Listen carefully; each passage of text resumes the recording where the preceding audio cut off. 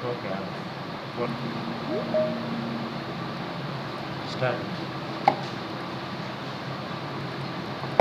Good morning friends. આપણે કોસ્ટિંગમાં last time એકમ પડતર પદ્ધતિનો ચેપ્ટર શરૂ કર્યો છે, બરાબર છે. આપણે એકમ પડતર પદ્ધતિનો ચેપ્ટર શરૂ કરી અને એમાં આપણે જોતા હતા કે પડતર પત્રકનો નમૂનો, બરાબર છે. પડતર પત્રકનો નમૂનો આપણે જોતા હતા. જોઈ લો.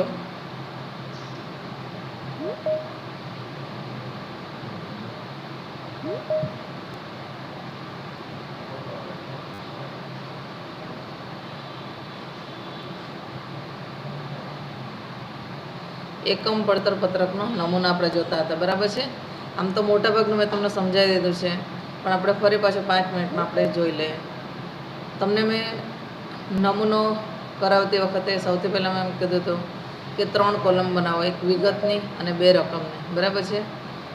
પછી તમને વિગતની કોલમમાં તમને મેં સમજાવ્યું હતું કે પ્રત્યક્ષ માલ સામાન અથવા કાચા માલનો વપરાશ, બરાબર છે.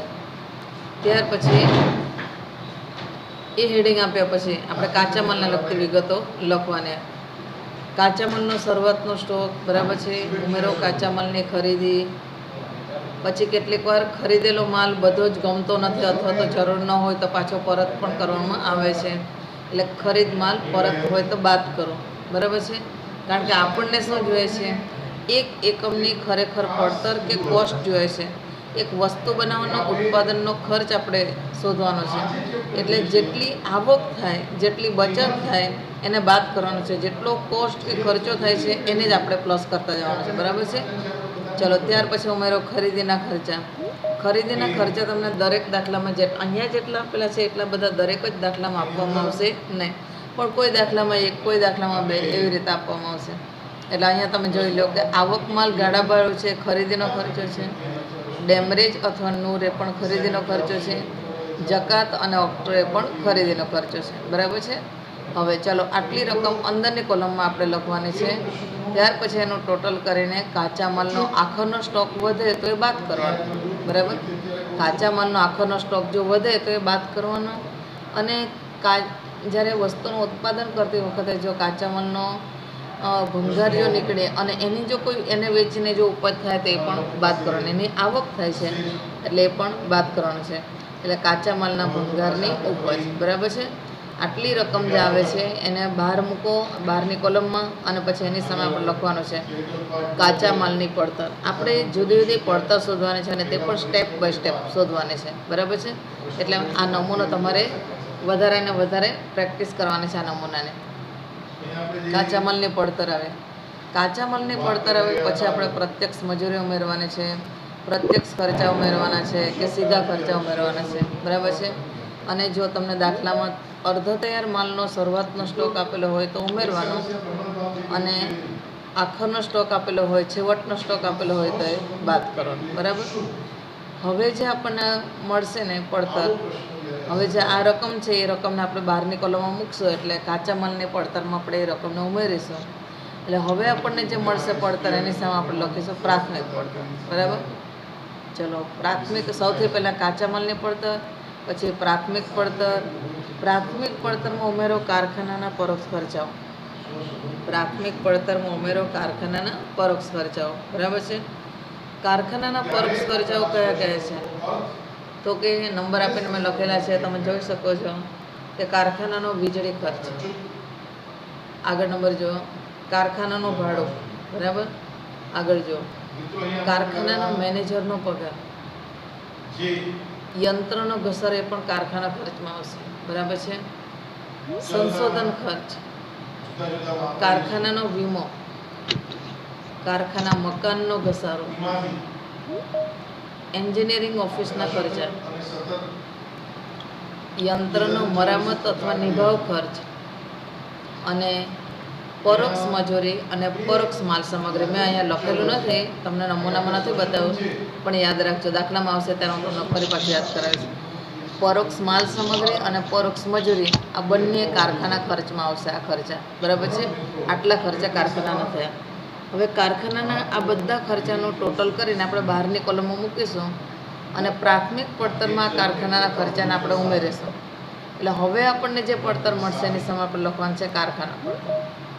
હવે આપણને જે પડતર મળશે એની સામે આપણે શું લખવાનું છે? કારખાના પડતર લખવાનું છે. બરાબર છે. હવે કારખાના પડતર આવે એટલે આપણે ઉમેરવાનો ઓફિસ અથવા વહીવટી ખર્ચો. કારખાના પડતર આવે એટલે આપણે શું કરવાનું છે? ઉમેરવાનું ઓફિસ અથવા વહીવટી ખર્ચાઓ. કયા કયા ઓફિસના વહીવટી ખર્ચા છે એ પણ ક્રમ આપીને મેં લખ્યા છે, તમે જોવા. નંબર 1 ઓફિસનો વીજળી ખર્ચ, ઓફિસના મકાનનો ભાડું, ઓફિસના મેનેજરનો પગાર, સ્ટેશનરી અને છપામણી ખર્ચ, ઓડિટ ફી, ટેલિફોન અને પોસ્ટેજ ચાર્જીસ, ઓફિસ સ્ટાફનો પગાર, ઓફિસનો મરામત ખર્ચ, ઓફિસ મકાનનો ઘસારો, ઓફિસ મકાનનો વીમો, ડિરેક્ટર ફી, કાનૂની ખર્ચા, ઓફિસ ફર્નિચર અને યંત્રનો ઘસારો,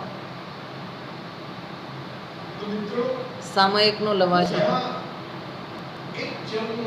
પરચુરણ ખર્ચા અને સામાન્ય વહીવટી ખર્ચા. બરાબર, આટલા ખર્ચા ઓફિસના ખર્ચા છે. આ બધા ઓફિસના ખર્ચાનો આપણે ટોટલ કરીને બહારની કોલમ રકમ મૂકશું. એટલે કારખાના પડતરમાં ઓફિસ અથવા વહીવટી ખર્ચા આપણે ઉમેરીશું. એટલે હવે જે આપણને મળશે એ પડતરની સામે આપણે લખવાનું છે ઓફિસ અથવા ઉત્પાદનની પડતર. હવે જે આપણને પડતર મળશે એની સામે આપણે શું લખવાનું છે? ઓફિસ અથવા ઉત્પાદનની પડતર. હવે ધ્યાન રાખવાનું છે કે અત્યાર સુધી તમે જોયું કે પ્રાથમિક પડતર પછી કારખાનાના ખર્ચા ઉમેરો, કારખાના પડતર પછી ઓફિસના ખર્ચા ઉમેરો. પણ ઓફિસ પડતર આવે કે ઉત્પાદનની પડતર આવે પછી આપણે કોઈ ખર્ચા સીધા નથી ઉમેરવાના. પણ જો તમને દાખલામાં તૈયાર માલનો શરૂઆતનો સ્ટોક આપ્યો હોય તો ઉમેરો, અને તૈયાર માલનો આખર સ્ટોક આપ્યો હોય તો બાદ કરો. બરાબર, આ બે અસર આપ્યા પછી હવે જે આપણને પડતર મળશે એની સામે આપણે લખવાનું છે તૈયાર માલની પડતર. એની સામે આપણે શું લખવાનું છે? તૈયાર માલની પડતર અથવા વેચેલ માલની ઉત્પાદન પડતર, અથવા વેચેલા માલની ઉત્પાદન પડતર.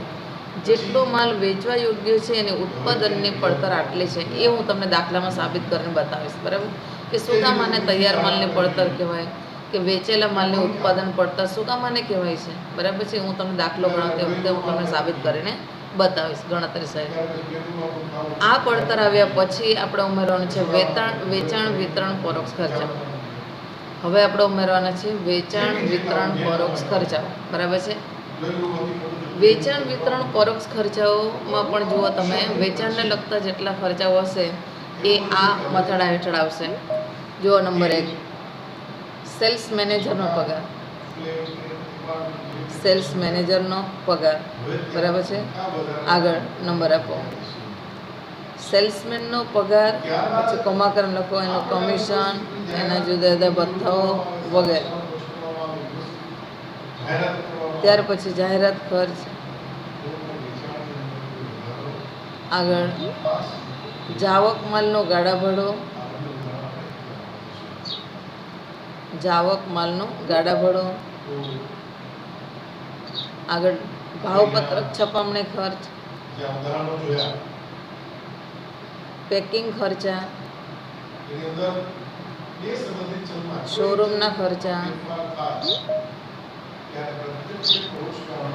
સેલ્સ ઓફિસના ખર્ચા, ડિલિવરી વાનનો ખર્ચ,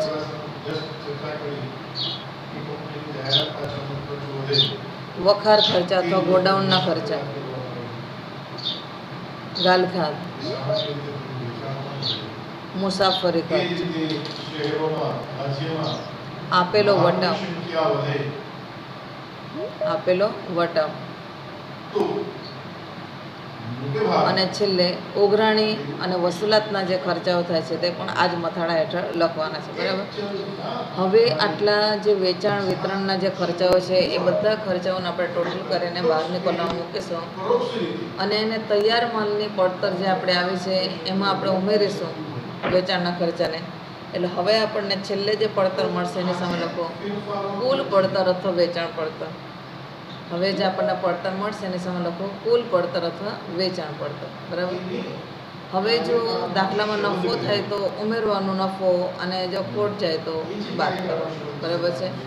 અને નીચે લખવાનું વેચાણ કિંમત. થઈ ગયું કમ્પ્લીટ. બરાબર છે. આ થયો એકમ પડતર પત્રકનો નમૂનો. બરાબર છે. હવે દાખલામાં તમારે કયા કયા ખર્ચાઓ લખવાના છે સ્ટેપ બાય સ્ટેપ એ તો મેં તમને સમજાવ્યું, પણ આ ચેપ્ટરમાં એ બાબત પણ સમજવી જરૂરી છે કે કેટલાક ખર્ચાઓ એવા છે કે જે તમારે દાખલામાં સમાવવાના નથી કે પડતર પત્રકમાં તમારે લખવાના નથી. છતાંય તમને જ્યારે દાખલો જ્યારે ટ્વિસ્ટ કરીને પૂછવામાં આવશે તમને ગૂંચવવા માટે કેટલાક એવા એક બે ખર્ચા આપવામાં આવશે કે જેને આપણે પડતર પત્રકમાં સમાવેશ કરવાનો નથી. અને જો તમે પડતર પત્રકમાં લખશો તો તમારે કુલ પડતર ખોટી આવશે, નફો ખોટ આવશે અને વેચાણ ખોટું આવશે. બરાબર છે. એટલા માટે અને માની લો કે તમે જે ખર્ચાને આપણે પડતર પત્રકમાં નથી સમાવવાના એ આપણને દાખલામાં આપેલા હોય અને જો તમે એ ખર્ચ સૌથી પહેલાં પ્રાથમિક કારખાના ખર્ચામાં જ એ કારખાનાના ખર્ચા લખતી વખતે જ એની અસર આપી દીધી હશે તો ત્યાંથી જ તમારે પડતર ખોટી પડવાની શરૂ થઈ જશે. બરાબર છે. એટલા માટે આજે આપણે એ પણ જોઈ લે કે કેટલાક ખર્ચાઓ એવા છે, કેટલાક ખર્ચાઓ કે આવક એવા છે એવી છે કે જેનો પડતર પત્રકમાં સમાવેશ કરવામાં આવતો નથી. બરાબર છે. જેનો પડતર પત્રકમાં સમાવેશ કરવામાં આવતો નથી. એવા કયા ખર્ચા અને કઈ આવકો છે તે આપણે ટૂંકમાં સમજી લઈએ. નંબર 1 પ્રાથમિક ખર્ચા. દાખલામાં તમને આપેલો હોય પ્રાથમિક ખર્ચા, તો એ પ્રાથમિક ખર્ચા કોઈ જગ્યાએ લખાશે નહીં. પ્રાથમિક ખર્ચા દાખલામાં કોઈ પણ જગ્યાએ લખવાના નથી. જેમ કે ધંધાની કે બિઝનેસની શરૂઆત કરતી વખતે જે કોઈ ખર્ચાઓ થયા છે એને એમ કહેવાય છે પ્રાથમિક ખર્ચા. પણ એ પ્રાથમિક ખર્ચા આપણે તો વસ્તુની ઉત્પાદનની પડતર શોધીએ છીએ, એક વસ્તુ બનાવવા માટેનો ખર્ચ આપણે શોધીએ છીએ, એટલે એમાં પ્રાથમિક ખર્ચા ક્યાંય પણ લખવાની જરૂર નથી. બરાબર છે. ત્યાર પછી આગળ નંબર 2 માંડી વાળેલી પાઘડી. એક ધંધા કે કંપની માટે નુકસાન છે. માંડી વાળેલી પાઘડી એ કંપની માટે નુકસાન છે. બરાબર છે. એટલે એ નુકસાનને પણ એકમ પડતર પત્રકના નમૂનામાં કે દાખલો ગણતી વખતે આપણે એને ક્યાંય ધ્યાનમાં લેવાનો નથી, એની ક્યાંય અસર આપવાની નથી. માંડી વાળેલી પાઘડી એટલે ઉત્પાદકનો પોતાનો અંગત પ્રશ્ન છે. માંડી વાળેલી પાઘડી શું છે? ઉત્પાદકનો પોતાનો અંગત પ્રશ્ન છે કે ઉત્પાદકે પોતાનો બિઝનેસ વેચવા માટે કાઢ્યો હોય, ધંધો વેચવા માટે કાઢ્યો હોય. બરાબર છે. અને જો એને એવું લાગે કે આટલી મારી પ્રોપર્ટીની કિંમત છે, આટલી મારી બિઝનેસની કિંમત છે અને આટલી મારે પાઘડી લેવી છે, ગુડવિલ મને આટલી જોઈએ છે, પણ જો એ કોઈ ઘણા બધા કસ્ટમર આવે અને એમ કે અમે તમને તમારી જે પ્રોપર્ટીની જે કિંમત છે એ કિંમત અમે ચૂકવવા માટે તૈયાર છે, પણ અમે તમને પાઘડી ચૂકવવા માટે તૈયાર નથી, એવા ઘણા બધા કસ્ટમર આવે ત્યારે જો ઉત્પાદક એમ કે ચાલો હવે મારે પાઘડી લેવી જ નથી, મારે પાઘડી માંડી વાળવી છે. બરાબર છે. તો એ માંડી વાળેલી પાઘડી ઉત્પાદકના પોતાના માટે અંગત રીતે નુકસાનકારક છે, પણ એ ઉત્પાદનના ખર્ચામાં ક્યાંય એનો સમાવેશ થતો નથી. બરાબર છે. સમજાઈ ગયું. ત્યાર પછી બાંહેધરી કમિશન. હવે તમે ફર્સ્ટ યરમાં તમે કંપની લો ભણ્યા હશો, સેક્રેટરીયલ પ્રેક્ટિસ તમે સબ્જેક્ટ ભણ્યા હશો, એમાં તમે જોયું હશે કે ઉત્પાદક છે કે કંપનીનો માલિક છે એને જ્યારે પૈસાની જરૂરિયાત હોય છે ત્યારે શું કરે છે કે જાહેર જનતા માટે શેર બહાર પાડે છે. શું કરે છે? જાહેર જનતા માટે શેર બહાર પાડે છે. અને શેર બહાર પાડે છે ત્યારે કેટલીક કંપનીઓને કેટલાક ધંધાઓને ખબર 100% ખાતરી નથી હોતી કે અમે જે શેર બહાર પાડ્યા છે એ પૂરેપૂરા વેચાઈ જશે કે કેમ. એની 100% ખાતરી ન હોય ત્યારે લોકો શું કરે છે કે બાંહેધરી દલાલ સાથે કરાર કરે છે કે અમે જેટલા શેર બહાર પાડેલા છે એમાંથી 90% જેટલા શેર ન વેચાય, લોકો ન ખરીદે, તો બાકીના શેરનું શું? તો આ બાંહેધરી કમિશન એમ કહે છે કે બાકીના શેર હું પોતે ખરીદી લઈશ, બાકીના શેર હું પોતે ખરીદી લઈશ. એ પોતે ખરીદવા માટેની ખાતરી આપે છે, એના માટે એને કમિશન ચૂકવવામાં આવે છે, જેને એમ કહેવાય છે કે બાંહેધરી કમિશન. જેને એમ કહેવાય છે બાંયધરી કમિશન. એટલી વસ્તુના ઉત્પાદનના ખર્ચની સાથે આ બાંયધરી કમિશનને પણ કોઈ લાગે વળગે નહીં. એટલા માટે આ ખર્ચાને પણ પડતર પત્રકમાં ક્યાંય લખવાના નથી. ત્યાર પછી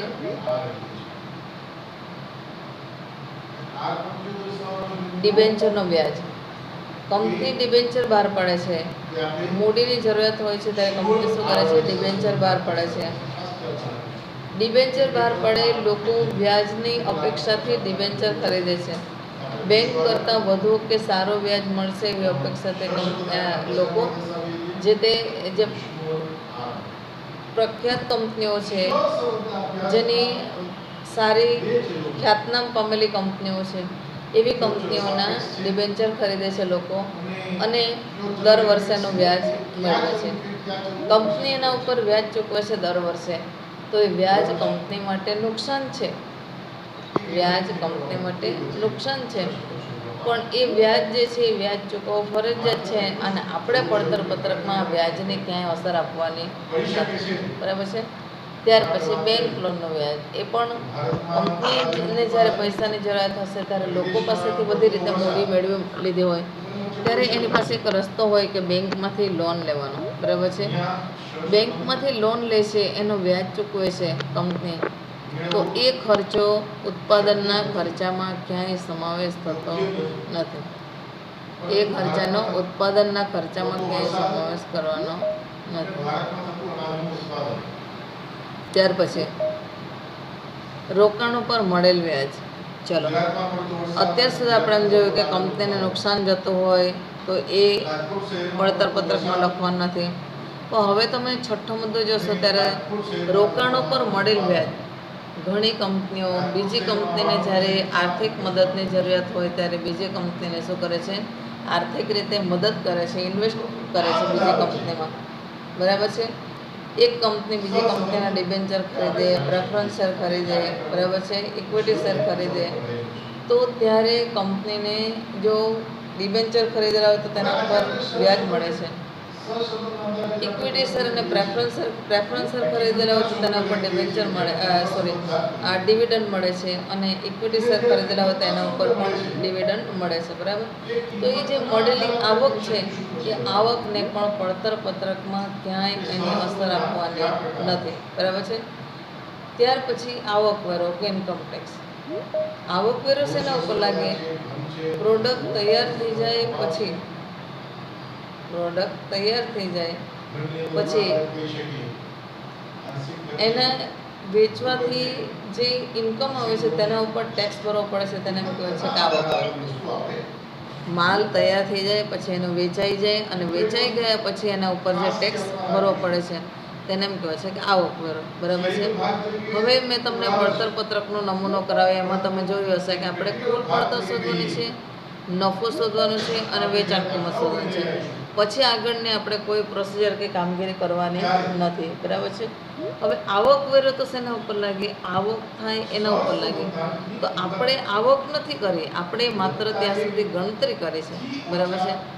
એટલા માટે આપણે ત્યાં સુધી ગણતરી કરી. હવે એટલા માટે આવકવેરો જે છે એ આવકવેરાને પણ પડતર પત્રકમાં ક્યાંય એની અસર આપવાની નથી. જો તમે આવકવેરાને વેચાણ ખર્ચ તરીકે લખશો તો કુલ પડતર તમારે ખોટી આવશે. કુલ પડતર ખોટી આવશે એટલે નફો ખોટો, વેચાણ કિંમત ખોટી. બરાબર છે. આગળ જો સામાન્ય અનામત. કંપનીને જ્યારે આકસ્મિક જરૂરિયાત પડે ત્યારે એના માટે કંપની દર વર્ષે એના નફામાંથી અમુક ફંડ આકસ્મિક ખર્ચ માટે રાખે છે. અમુક ફંડ શું કરે છે? આકસ્મિક ખર્ચ માટે રાખે છે. આકસ્મિક ખર્ચ માટે ફંડ રાખે છે ત્યારે સ્વાભાવિક છે કે સામાન્ય અનામતના નામે રાખે છે અને એ અનામતમાંથી કંપની પોતાને જો કોઈ ખર્ચા કરવાના હોય, કર્મચારીઓને કોઈ લાભ આપવાનો હોય કે કોઈ આકસ્મિક મુશ્કેલી આવી પડે તેના માટે એ લોકો વાપરતા હોય છે. તો આને પણ ક્યાંય પડતર પત્રકમાં આ ખર્ચાને પણ સામાન્ય આ બચતને પણ ક્યાંય આપણે લખવાનું નથી. ત્યાર પછી કરવેરાની જોગવાઈ એ 2 વખત આવી ગઈ છે. એક આવકવેરો એટલે એ જ કરવેરાની જોગવાઈ. બરાબર. ત્યાર પછી ગાલખાત અનામત. ગાલખાત અનામત એટલે કંપનીના જે સેલ્સમેનો છે એ સેલ્સમેનો ઉધાર માલ વેચે છે ત્યારે દરેક કસ્ટમર સમયસર પૈસા ભરતા નથી અને કેટલાક તો પછી એકવાર જો રહી ગયા પૈસા બાકી એ ક્યારેય પૈસા ભરતા નથી એટલે ગાલખાત પડે છે પણ જો કંપનીનો અંદાજ આવી જ ગયો હોય કે આટલા એકમનું આપણે વેચાણ કરીએ છીએ ત્યારે મિનિમમ આટલું તો ગાલખાત પડે જ છે, બરાબર છે. એટલે ગાલખાતને ભરપાઈ કરવા માટે અલગ અનામત રાખે છે કંપની, એને એમ કહેવાય છે કે ગાલખાત અનામત. અને ત્યાર પછી તમે જુઓ કે વટાવ અનામત એટલે કંપની જ્યારે શેર બહાર પાડે છે ત્યારે લોકો મૂળ કિંમતે શેર ખરીદવા તૈયાર ન હોય ત્યારે કંપની અમુક ટકા વટાવ આપે છે, અમુક ટકા ડિસ્કાઉન્ટ આપે છે, બરાબર છે. એ ડિસ્કાઉન્ટ કે વટાવ કંપની માટે નુકસાનકારક છે, એટલા ઓછા પૈસા આવે છે કંપનીને, એ નુકસાનકારક છે. છતાંય કંપની શું કરે છે, વટાવ અનામત જે છે, બરાબર છે, એના માટેનું અલગ અનામત રાખે છે. કંપનીને નુકસાન જાય છે છતાંય એને પડતર પત્રકમાં આપણે ક્યાંય લખવાનું નથી. અને છેલ્લે છે વિકાસ ખર્ચા. હવે કોઈ પણ ધંધો હોય છે એ જે જગ્યાએ ઊભો હોય, જેટલી એની સ્થિતિ હોય છે એટલીની એવી ને એવી સ્થિતિમાં રહેવા માગતા નથી કે એટલો એના કરતાં આગળ એને વિકાસ કરવાની ઈચ્છા હોય છે. હવે એ વિકાસ કરવા માટે કંપની દર વર્ષે જે એને પ્રોફિટ થાય છે એ પ્રોફિટમાંથી અમુક રકમે વિકાસ ખર્ચના નામે અલગ રાખે છે. હવે એ કંપની માટે બેનિફિટ છે, પણ છતાંય કંપની એને પડતર પત્રકમાં ક્યાંય લખતી નથી કે એને પડતર પત્રકમાં આપણે ક્યાંય દર્શાવવાનું નથી, બરાબર છે. એટલે કયા ખર્ચાઓ પડતર પત્રકમાં લખવાના છે એ તો મેં તમને કીધું, સમજાયું. પણ કેટલાક ખર્ચાઓ છે કે જે તમને દાખલામાં આપવામાં આવશે પણ તમારે ક્યાંય લખવાનું નથી, બરાબર છે.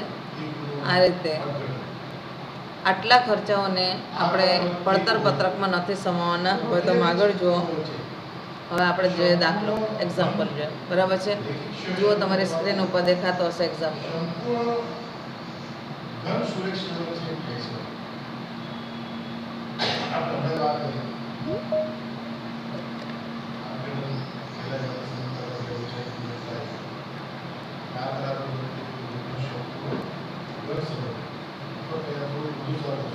જો દાખલો જો તમને સ્ક્રીન ઉપર દેખાય છે, બરાબર છે. નીચે આપેલી વિગતો પરથી અ પ્રાથમિક પડતર, બ કારખાનાની પડતર, ક ઉત્પાદનની પડતર, ક ડ વેચાણ પડતર અને ઈ ચોખ્ખો નફો દર્શાવતો પડતર પત્રક તૈયાર કરો, બરાબર છે. ચોખ્ખો નફો દર્શાવતો પડતર પત્રક તૈયાર કરો. હેડિંગ અપાવેલું છે શરૂઆતનો સ્ટોક. તમને હેડિંગ અપાવે છે શરૂઆતનો સ્ટોક. શરૂઆતનો સ્ટોકને હેડિંગ નીચે તમને આપેલો છે કાચો માલ 48,000 રૂપિયા, બરાબર છે. આગળ જો તૈયાર માલ 32,000 રૂપિયા.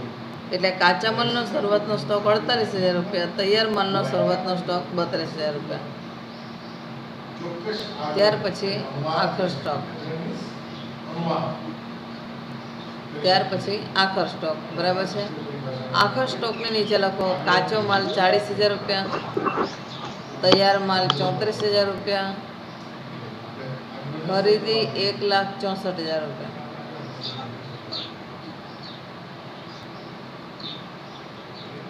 આગળ જો વેચાણ 3,80,000 રૂપિયા. આપણને વેચાણ અહીંયા આપી દીધેલું છે, બરાબર છે, યાદ રાખજો. ત્યાર પછી પ્રત્યક્ષ મજૂરી 64,000 રૂપિયા, કારખાના મજૂરી 2,000 રૂપિયા, આવક માલ ગાડા ભાડું 4,000 રૂપિયા,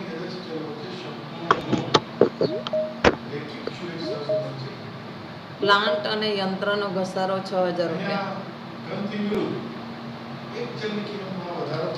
જાવક માલ ગાડા ભાડું 3,000 રૂપિયા,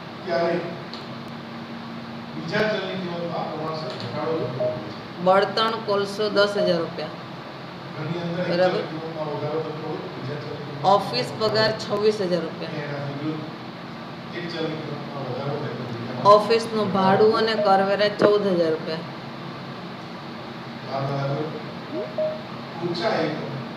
તાર ટપાલ ખર્ચ 4,000 રૂપિયા. પ્રિન્ટિંગ અને સ્ટેશનરી 2,000 રૂપિયા. સેલ્સમેનનો પગાર 6,000 રૂપિયા.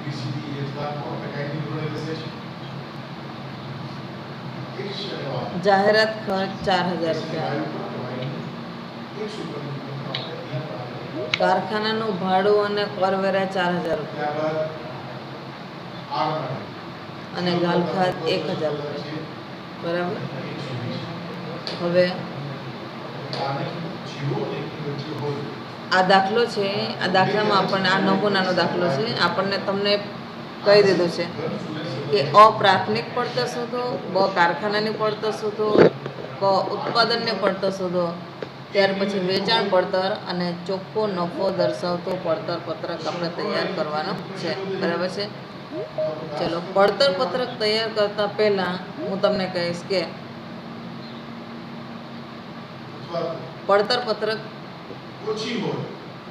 માં તમારે લખવાનું પછી છે. હું તમને હજી ફરી પાછું બીજી વખત દાખલો સમજાવું છું. એટલે તમે પડતર પત્રક પહેલાં બનાવો, વિગત અને 2 રકમની કોલમ. બરાબર. પડતર પત્રક તમારે બનાવવાનું છે, આખા પેજમાં બનાવો, 1 વિગતની અને 2 રકમની કોલમ. બરાબર છે. હવે જો પડતર પત્રક જે છે એ પડતર પત્રકમાં હવે તમે લખતા જશો તો પણ ચાલશે, કંઈ વાંધો નહીં, સમજાઈ જશે. પડતર પત્રકનો નમૂનો તમે બનાવ્યો, સોરી, પડતર પત્રક તમે બનાવ્યો છે. બરાબર છે. બનાવી દીધું ને. 1 વિગતની કોલમ અને 2 રકમની કોલમ. પહેલી રકમની કોલમ છે તેમાં રકમ રૂપિયા લખવાનું અને બીજી રકમની કોલમ છે તેમાં કુલ પડતર રૂપિયા લખવાનું. બરાબર. પહેલામાં રકમ રૂપિયા લખો અને બીજામાં કુલ પડતર રૂપિયા લખો. બરાબર. ચલો, આટલું થઈ ગયા પછી હવે આપણે દાખલાની પડતર પત્રકમાં આપણે નોંધ કરવાની શરૂઆત કરીશું.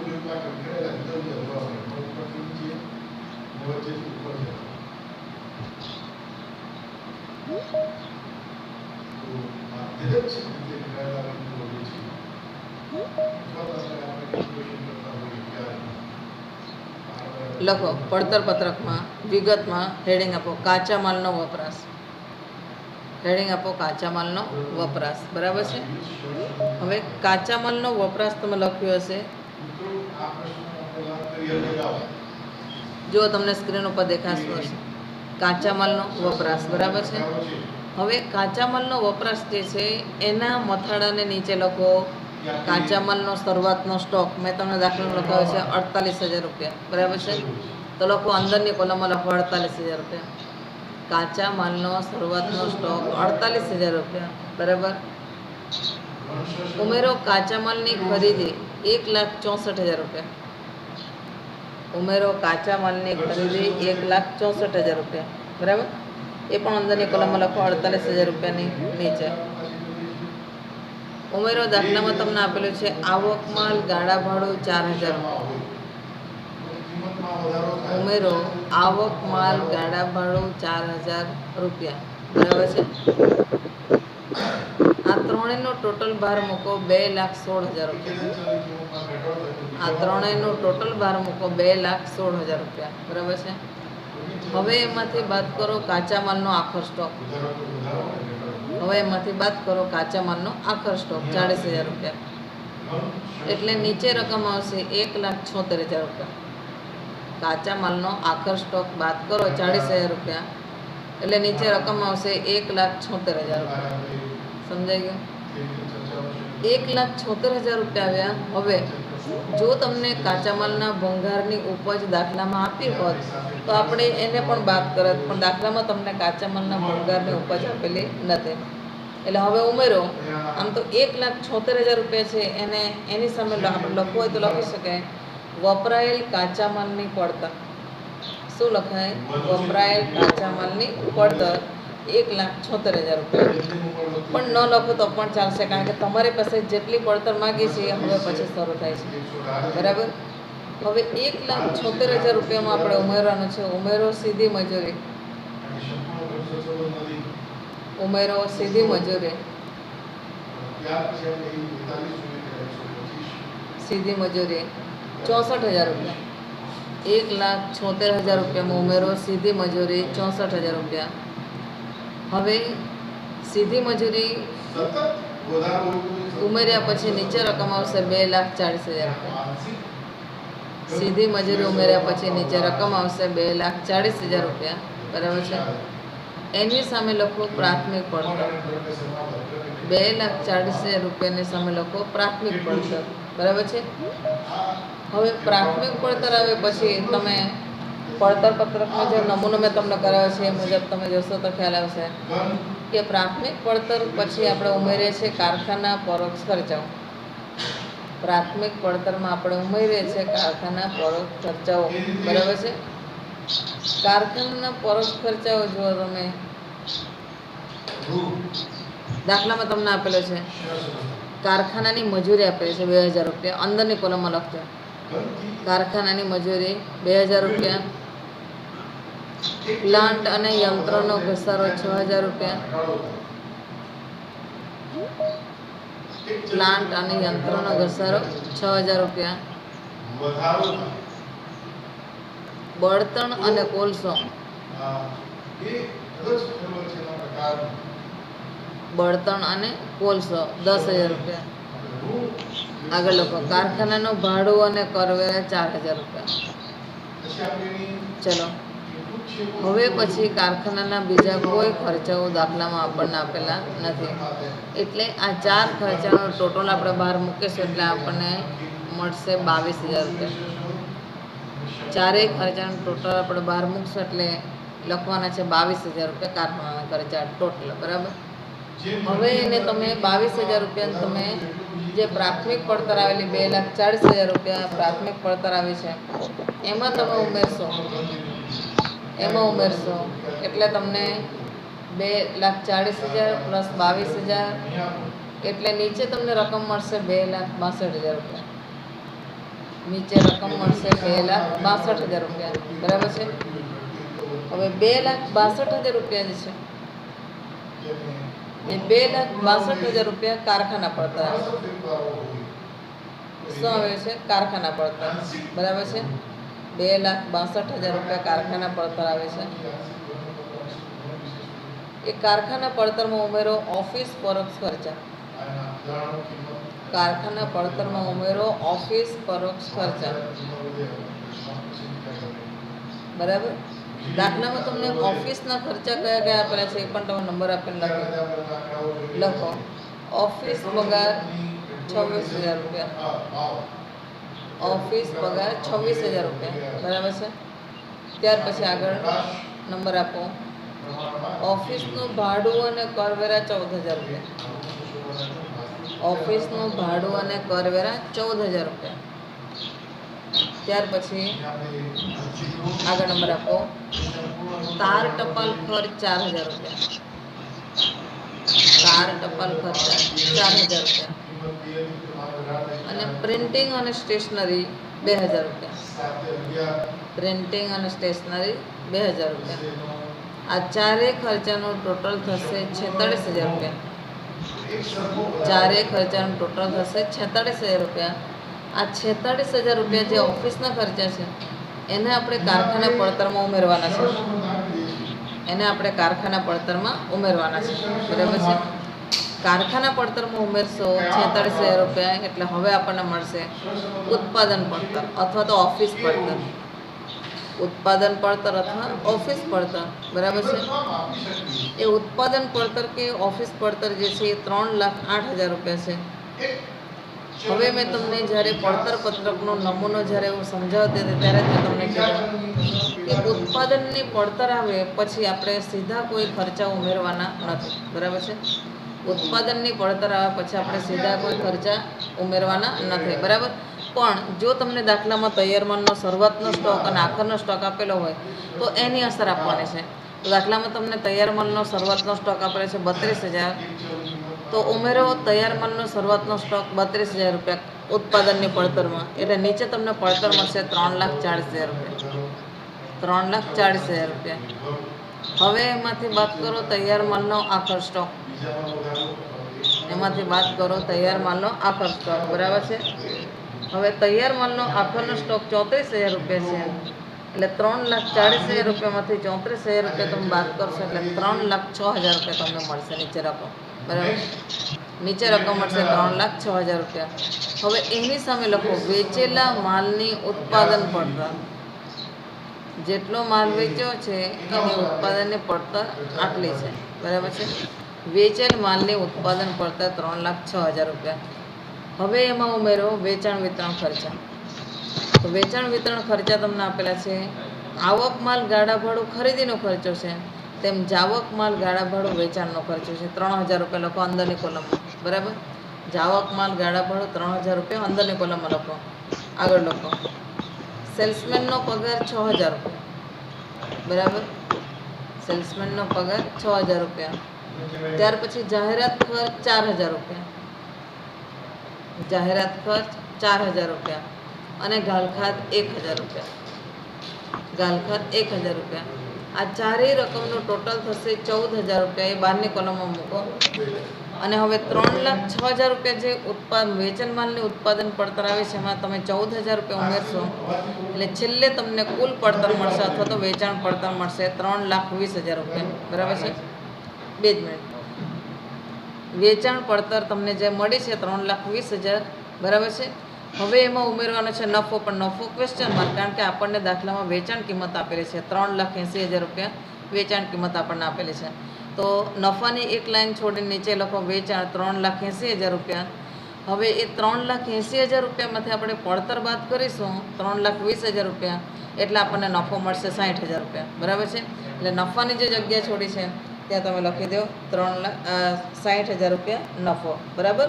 હવે બીજો દાખલો આવતા લેક્ચરમાં. Thank you.